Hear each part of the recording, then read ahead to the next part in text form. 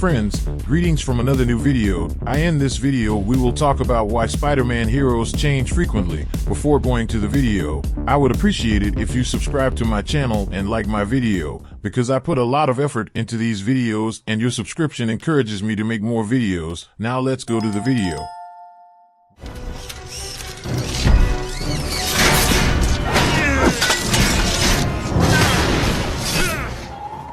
We're used to frequent changes in the Spider-Man cast. Even if the reason changes, Tom Holland better not get too used to this red costume, because 3 actors have changed in a period of 10 years. We won't be surprised if they change again one day tomorrow. Let's get a drink. Although a small group of people believe that X-Men or Blade started the comic book movie trend, most viewers see Sam Raimi's Spider-Man as the beginning of this trend. Without a doubt, the superhero movie category owes a lot to these films. The first movie grossed a monstrous $800 million. That's more than the second Deadpool movie, which we cherish, even though it's been almost 20 years. I'm thinking it over. Motherfucker! Fuck! Spider-Man was the biggest superhero franchise until The Dark Knight and the Marvel Cinematic Universe came along. The combined earnings of these 3 movies are about $2.5 billion, and still Spider-Man 2 is considered one of the best superhero movies. So with all this success, why hasn't there been a 4th movie? Simply put, there were some problems with the last movie.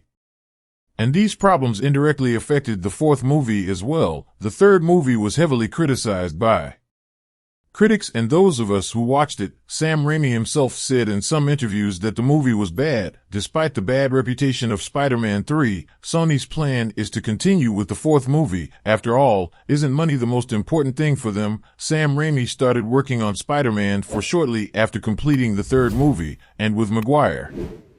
The director wanted to feature the Vulture as the movie's villain. John Malkovich was even offered the role. It was even planned that Black Cat would be the anti-hero, and Anne Hathaway would play her, but the main villain was planned to be the Vulture.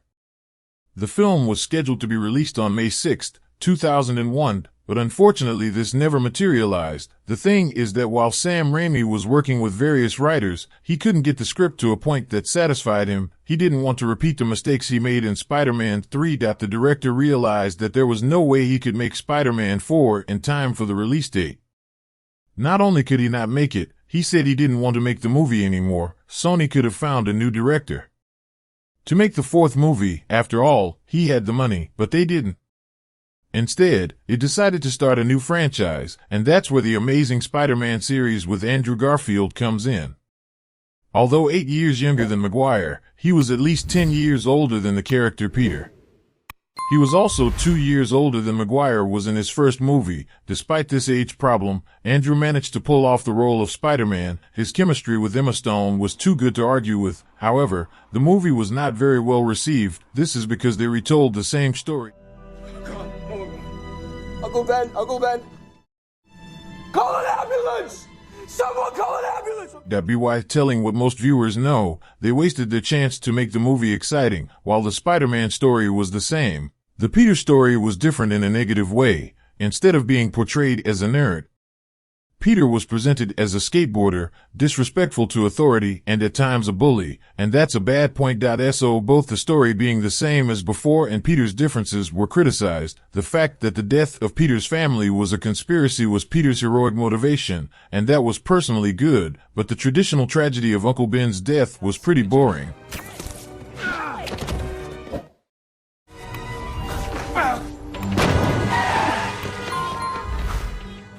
The Amazing Spider-Man may not have performed well at the box office and may not have thrilled fans, but the real problem was not the first movie. In The Amazing Spider-Man 2, we saw Oscar winner Jamie Foxx as Electro, but only Electro as a villain must not have satisfied the producers because they added Rhino with a strange Russian accent and Green Goblin with greasy hair.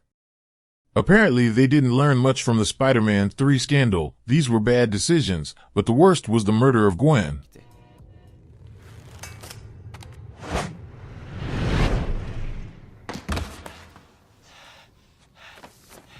While all these events were happening, the Marvel Cinematic Universe was also developing. The adventure that started with Iron Man culminated in 2012 with the Avengers, and it was officially redefining the superhero movie. It was inevitable that Sony would take notice of the MCU, which was doing incredible box office even with movies about obscure teams like Guardians of the Galaxy.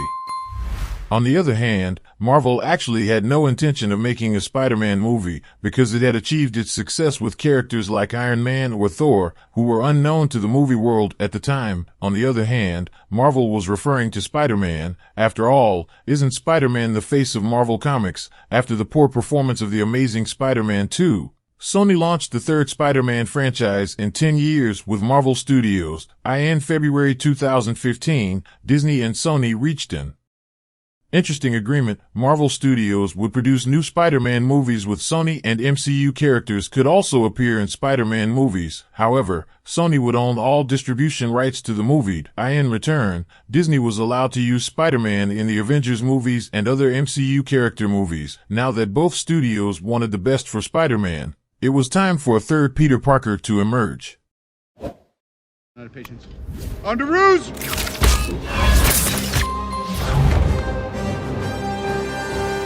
Nice job, kid. Together with Marvel Studios, it was decided that Spider-Man would not be presented in his own movie, but in 2016's Captain America Civil War, Marvel also decided that the new Peter Parker will be a high school student. This time, the studio chose the 19-year-old British actor Tom Holland, that is, someone really young. The tragedy of his family is very subtly mentioned here, but not as a plot point. And that was good. After the spectacular entry in Civil War, as you know, he was the lead in Homecoming. This was the first Spider-Man movie that Marvel Studio produced, and it was a financial success. Tom Holland then appeared in two of Marvel's biggest movies, Avengers Infinity War in 2018 and Avengers Endgame in 2019. Both movies were huge successes, not just on the superhero axis, but overall.